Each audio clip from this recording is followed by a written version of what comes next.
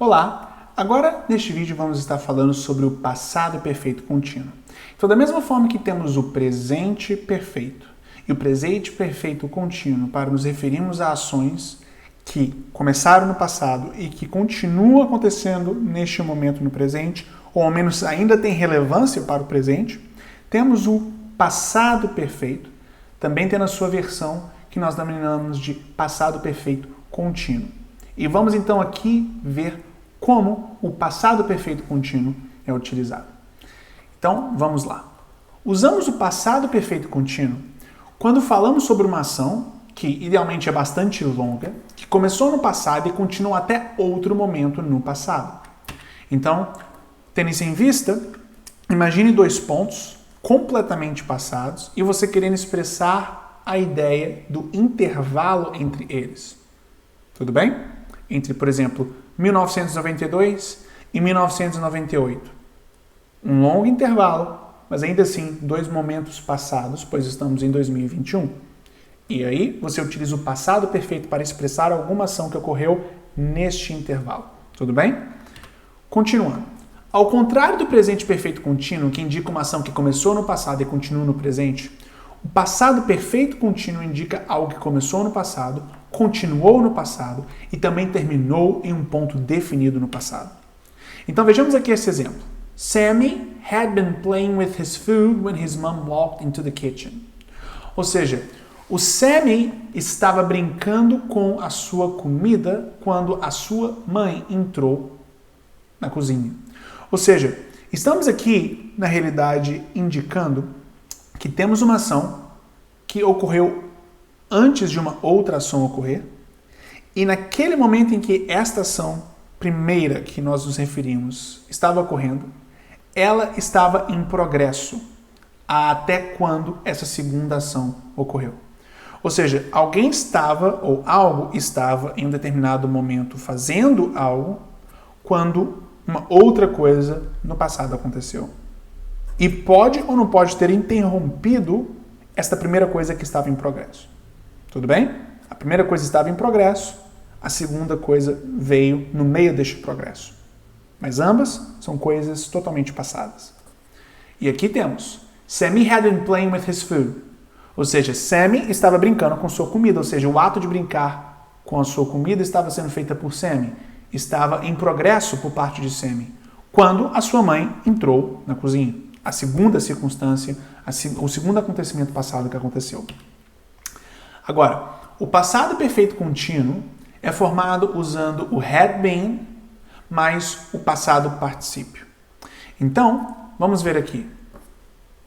Vindo aqui para a forma afirmativa. Tom was very tired when he got home. He had been working all day. Ou seja, Tom estava muito cansado quando ele chegou em casa. Ele tinha trabalhado ao longo de todo o dia. Tendo isso em vista, temos aqui o que é afirmado. Had mais been mais o passado particípio. Temos então aqui o had mais been mais working. Tudo bem? Podemos interpretar este passado particípio como na realidade sendo o ing.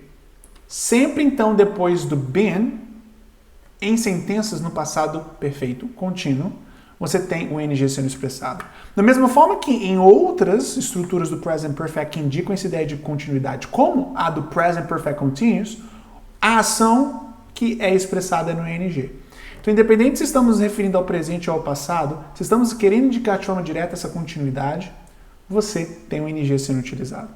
Então, na sentença simplificadora aqui, Tom was very tired when he got home. He had been working all day. Working está no ing. E numa forma mais curta, temos he'd been working all day. Tendo isso em vista, voltando aqui. Questões são indicadas invertendo o sujeito e o had. Como sempre acontece na língua inglesa, temos o inversion, a inversão para expressarmos perguntas. Então, você tem aqui Why was Tom tired when he got home? Had he been working all day? Ou seja, ele tinha trabalhado ao longo de todo o dia. Por que Tom estava cansado quando ele chegou em casa? Ele tinha trabalhado ao longo de todo o dia.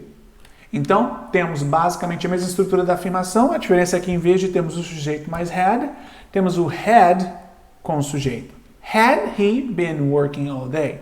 Invertemos a sequência. E por último, nas formas negativas usamos o not, ou seja, negação do had. Então, Tom wasn't very tired when he got home. He hadn't been working all day. Então, aqui temos o had na sua forma negativa, mas mantemos todo o resto. O been e o verbo, a ação em si que estamos falando que estava em progresso no seu formato em ing. Tudo bem? Compare o perfeito contínuo no presente, e aqui temos um exemplo, I have been doing, e o perfeito contínuo no passado. E assim, veja que o perfeito contínuo no passado nada mais é do que o passado do presente perfeito no presente. Tudo bem? Do presente perfeito contínuo no presente. Do present perfect continuous no presente. Então, vejamos aqui um exemplo afirmativo, present. I hope this bus comes soon. We've been waiting for 30 minutes. Essa é a forma presente, ou seja, eu espero que o ônibus venha logo. Nós temos esperado por 30 minutos. Agora a forma passada dessa mesma sentença. Finally, the bus came. We'd been waiting for 30 minutes. Ou seja, finalmente o ônibus chegou. Nós ficamos esperando, nós estávamos esperando por 30 minutos. Então, nada mais aqui temos é a mudança do have para had. Em ambos os casos, você tem a contração we've e o we'd been waiting, mas ainda assim, nada mais é do que o have se tornando had. Um outro exemplo. Lily is out of breath. She has been running. Ou seja, Lily está sem fôlego. Ela tem corrido. Trazendo para o passado, Lily was out of breath. She had been running. Ou seja, Lily estava sem fôlego. Ela estava correndo. Então, definitivamente aqui temos a ideia do passado perfeito contínuo sendo expressada com had mais been, mas a ação em si que estamos referindo que estava em progresso antes da outra ação que nós nos referimos sendo expressada com ing. Tudo bem? Perfeito. Agora, algumas expressões de tempo podem enfatizar a duração da ação. Essas expressões de tempo são, por exemplo, all day, all morning, 4 days, 4 ages. Assim, você na realidade consegue enfatizar a duração que esta ação ou esse progresso de ação completamente passado teve. Você também pode usar expressões de tempo, como 4 days, 4 ages, all day, para dizer que algo vinha acontecendo a um certo período de tempo antes que outro algo acontecesse. Então vejamos aqui. Samantha went to the doctor last Monday. She hadn't been feeling well for some time. Ou seja, Samantha foi ao médico na segunda passada. Ela não estava se sentindo bem durante um período já durante um tempo, não é? For some time, então, indica que o ato de não se sentir bem já estava em progresso por um período mais prolongado. Vamos ver aqui um outro exemplo. My sister had been playing with her friends outside for an hour when it started to rain heavily. Ou seja, minha irmã estava brincando com seus amigos fora de casa por aqui no caso aqui 1 hora quando começou a chover de forma forte. Então, mais uma vez, a minha irmã estava brincando com seus amigos fora de casa por 1 hora, ou há 1 hora, quando começou a chover de forma pesada. Ou seja, a ação totalmente passada e que estava em progresso da minha irmã estar brincando com seus amigos fora, já estava acontecendo há 1 hora, quando a outra ação passada, que no caso é a de chover de forma pesada, de chover bastante, começou. Tudo bem? Então, temos aqui o for some time e for an hour, sendo expressões de tempo, indicando, portanto, o quão longo esta primeira ação que estava em progresso ocorreu, antes da outra ação ter ocorrido. Tudo bem? Agora, verbos não contínuos, como to love, hate, know e want, não são usados em qualquer tempo contínuo. Portanto, no passado perfeito contínuo também não.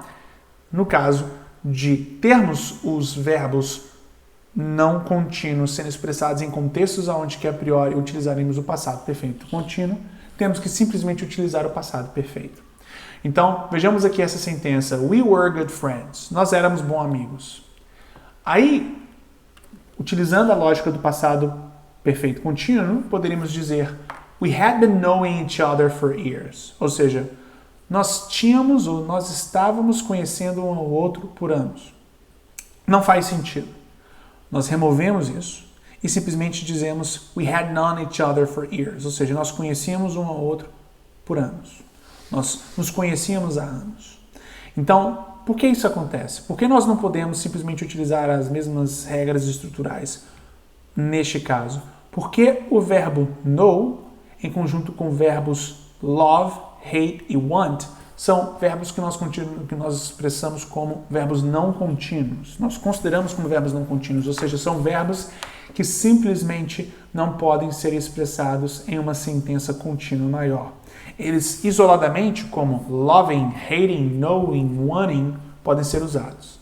Mas eles, em uma sentença contínua, que indicam essa ideia de continuidade, ou seja, uma ação que começou no passado e continua até o momento, ou uma ação que estava totalmente em progresso no passado, até uma outra ação acontecer no passado, isso daí, na realidade, já são circunstâncias onde que você não pode utilizar esses verbos com ing. Todos os outros você pode, estes não. E nestes casos, você não utilizaria o passado perfeito contínuo. Você simplesmente utilizaria o passado perfeito. E aí temos we had known each other for years. Ou seja, nós conhecemos um ao outro há anos. Tudo bem?